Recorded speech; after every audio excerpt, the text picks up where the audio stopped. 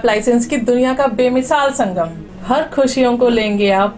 मौजूदा संजीव सक्सेना जो भारतीय हिंद फौज पार्टी के संस्थापक हैं और राष्ट्रीय अध्यक्ष भी हैं। सक्सेना जी, स्वागत है आपका सिटी न्यूज़ चैनल में। विधानसभा चुनाव नज़दीक है 2022 के। सभी पार्टियों ने अपने अपने प्रत्याशी उतार दिए हैं और नामांकन भी पूर्ण हो चुका है।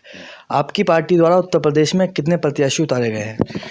हम लोग उत्तर प्रदेश में पूरी चुनाव की तैयारी कर चुके थे, लेकिन हमारी संगठन के लोगों ने निर्णय लिया कि हम लोग भी क्योंकि हिंदुत्व की बात करते हैं, हिंदू राष्ट्र की बात करते हैं, इसलिए क्योंकि हमारे प्रत्याशी आने से सबसे ज़्यादा नुकसान भारतीय जनता पार्टी को हो रहा था, तो कुछ भारतीय जनता पार्टी के लोग भी हमारे साथ आके निवेदन कर रहे थे। तो हम लोगों ने फिर निर्णय लिया कि हम भारतीय जनता पार्टी को हमारी वजह से नुकसान ना हो, इसलिए इस बार विधानसभा में कोई प्रत्याशी नहीं उतार रहे हैं। क्यों आप भारतीय जनता पार्टी को नुकसान नहीं होना देना चाहते आप? देखिए, अभी कुछ दिनों से सोशल मीडिया पे कई वीडियोस चल रही हैं, कई ऐसे चीज़ सुनने को मिल रही हैं जहां पर सीधी खुली चुनौती और धमकियां दी जा रही हैं हिंदुओं को। अभी मैं देखा अखिलेश जी जैसे पूर्व मुख्यमंत्री रहे, उन्हें ऐसे शब्दों का उच्चारण नहीं करना चाहिए था। उन्होंने एक शब्द कहा है कि हम 2.5 साल से कोई कार्य नहीं कर रहे हैं, बस सिर्फ और सिर्फ एक कार्य कर रहे हैं। हमें देख रहे हैं कौन हमारे विरुद्ध वाले जो सोशल मीडिया पे आते हैं, लाइक कर रहे हैं या कमेंट्स कर रहे हैं, उनको हम नहीं छोड़ेंगे। अगर कोई काम राष्ट्र या देश के विरोध में होता है या जनता के विरोध में होता है तो उसका विरोध लोग करते हैं, इसमें आपको धमकी नहीं देनी चाहिए थी। कई मौलाना मौलवियों को देखा, वो साफ तौर पे कहते हैं कि हम योगी को हराने आए हैं, तो हम सनातन धर्म के रक्षक हैं, हम सनातन धर्म की बात करते हैं। इसलिए हम लोगों ने निर्णय लिया कि हम योगी जी का एक संत का अपमान नहीं होने देंगे।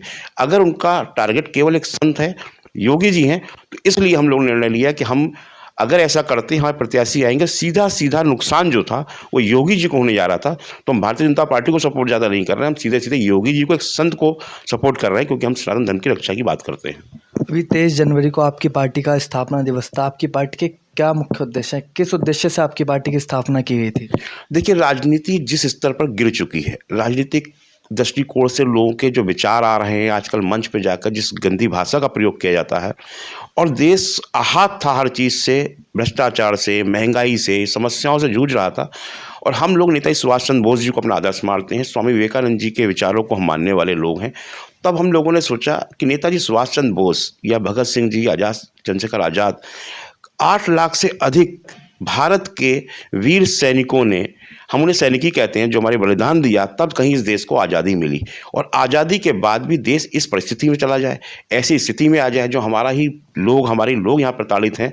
आज भी लगता था कि हम आज़ाद हुए हैं या नहीं हुए हैं, इस प्रकार का वातावरण था। तो हम लोगों ने नेताजी सुभाष चंद्र बोस, भगत सिंह जी, विवेकानंद जी के सपनों का देश बनाने की बात करी है। और हमारा जो मेन उद्देश्य है वो सिर्फ और सबसे बड़ी रीढ़ की हड्डी है शिक्षा और स्वास्थ्य। लोग आरक्षण के नाम पे एक दूसरे को बरगड़ा रहे हैं, ला रहे हैं। अगर आप शिक्षा और स्वास्थ्य नीति ठीक कर दें, शिक्षा को समान रूप से लेके आ जाएं, शिक्षा का व्यवसाय ना हो, व्यवसायीकरण खत्म कर दिया जाए, तो ये देश नेताजी सुभाष चंद्र बोस जी के सपनों का देश बन सकता है। शिक्षा सबसे बड़ी चीज़ है कि अगर देश के अंदर शिक्षित है, देश विकसित होगा। आप विकसित की बात कर रहे हैं, विकासशील देश हमारा है, विकास करता चला जा रहा है। आज क्यों चाइना हमसे आगे निकल गया? शिक्षा की वजह से। और उसका एक नीति है कि उन्होंने एक नीति रखी कि अपने आप को उन्होंने किस तरह स्थिर किया और अपनी भाषा का प्रयोग किया। हम अपनी हिंदी भाषा को छोड़ते चले जा रहे हैं, हम दूसरी भाषाओं पे व्यापार करना चाहते हैं। हमारे आज भी देख लीजिए कितना दुर्भाग्यपूर्ण है कि आज सरकारी कार्यालयों के अंदर, सबसे बड़ी जुडिशरी की बात करते हैं, बिना इंग्लिश से काम ही नहीं हो सकता। आप अपनी मातृभाषा से दूर क्यों जा रहे हैं? तो हमने यही उद्देश्य रखा कि अपनी मातृभाषा को लेके आइए। देश वही विकसित होता है जो अपनी मातृभाषा पर काम करता है। आप अपनी मातृभाषा को छोड़कर दूसरी भाषाओं को, दूसरे ज्ञान को मानने जा रहे हैं, जबकि आज हमारे देश की भाषा संस्कृत को आज विदेश के अंदर मान्यता मिल रही है। लोग वहाँ पर लेके जा रहे हैं और आप अपनी मातृभाषा से दूर चलते चले जा रहे हैं। हमारे देश में जो समस्याएं रही आज तक की, सबसे बड़ी रही कि हम लोग क्यों विकसित हुए। हमारा कारण है जातिवाद, क्षेत्रवाद और भाषावाद।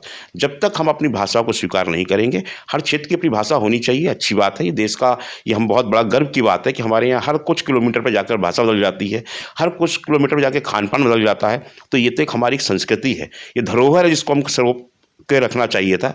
लेकिन उसके दम पर हमें लड़ना आ जाए कि हमारी भाषा बड़ी, और हिंदी जो हमारी मातृभाषा है उससे दूरियां कर लेते हैं, जिसकी वजह से नुकसान हो रहे थे। तो हमारी भारतीय जनता पार्टी, हमारी भारतीय हिंद फौज का मेन ये उद्देश्य है कि भारतीय जनता पार्टी भी देखिए हिंदुत्व की बात करती है, लेकिन कहीं ना कहीं वो भी आके भटक गई। हम लोग उसका विरोध भी कर रहे थे, लेकिन आज हम भारतीय जनता पार्टी का साथ ना देते हुए एक संत का साथ दे रहे हैं, एक योगी का साथ दे रहे हैं। और हम उनसे निवेदन करेंगे, हम तो खुले तौर पर, आपने देखा होगा पीछे भी जब आतंक आतंकवादियों ने हमारे सैनिकों को मार दिया था, तो हम ही लोग थे, भारतीय हिंद फौज की टीम थी जिसने राष्ट्रपति भवन का घेराव किया जाके, जिसने निर्वाचन आयोग का घेराव किया। कहा जब तक हमारे वीर सैनिकों के जो शहीद हुए हैं, जिनकी हत्याएं की गई थी, जब तक उनका बदला नहीं लिया गया, हम इस देश में चुनाव नहीं होने देंगे। हुआ, पाकिस्तान पे अटैक किया गया, हमारा बदला पूरा हुआ, उसके बाद लोकसभा चुनाव हुए। तो हमारा मेन उद्देश्य यही है कि नेताजी सुभाष चंद्र बोस जी के सपनों का देश बनाइए। यहाँ शिक्षा और स्वास्थ्य सबसे पहले जरूरी है। लोग बिजली बांटे फ्री, पानी बांटे, नहीं जरूरत है, आप शिक्षा फ्री कीजिए। योगी सरकार को 5 साल पूरे हो चुके हैं, क्या योगी सरकार में जनता को शिक्षा स्वास्थ्य मिला या नहीं? देखिए, इस चीज़ पे मैं योगी सरकार, ये केंद्र का काम था, हमने केंद्र से इस बात की मांग करी थी। केंद्र में एक समान शिक्षा की बातचीत चली है, आगे बढ़ी है, शिक्षा प्रणाली को परिवर्तन करने का कार्य प्रारंभ किया गया है। लेकिन जो हम प्रारंभ करना चाहते हैं, आज देखिए हर परिवार, आज भ्रष्टाचार क्यों है? अगर आप एक शिक्षा को लाखों करोड़ रुपए में बेचेंगे तो आदमी भ्रष्टाचार करेगा ही। उसकी सैलरी 20,000 है, 25,000 है, 30,000 रुपये है, 50,000 रुपये है, और उसके बच्चे की शिक्षा महीने की 30,000 फीस चली जाए, फिर वो कहाँ से खाना खाएगा, कहाँ से बीमारी हारी देगा, कहाँ से अपनी रिश्तेदारी में शादी ब्याह में जाएगा। तो इन चीज़ों को जब तक आप शिक्षा और स्वास्थ्य को अगर आप फ्री कर देते हैं, शिक्षा और स्वास्थ्य प्रणाली आप सुधार लेते हैं, तो ये भारत का जो है नेताजी सुभाष चंद्र बोस के सपनों का देश बन जाएगा, ये विकसित हो जाएगा। आप सबसे पहले तो हमने योगी जी से भी, ये पहले उत्तर प्रदेश, देखिए अपना हम प्रदेश की बात करते हैं कि हम राष्ट्रीय स्तर के पार्टी नहीं है, लेकिन फिर भी हमारी आज भी भारतीय हिंद फौज जो है वो लगभग 12 स्टेट में कार्य कर रही है, मजबूती के साथ कार्य कर रही है। और हम आने वाले आगामी चुनाव में हमारी अगर मांगों को नहीं माना जाता है तब हम विरोध करेंगे। आज हमारा विरोध सिर्फ इसलिए रुका है, हमें मजबूरी हुई कि हमने अपना साहिबाद विधानसभा से एक प्रत्याशी उतारा था, उसको भी रोकना पड़ा। कारण ये था कि योगी जी का सम्मान हमें कहीं ठेस लगती दिखाई दी। एक संत गली गली घर घर जा रहा है, ये बड़ा दुख का विषय है।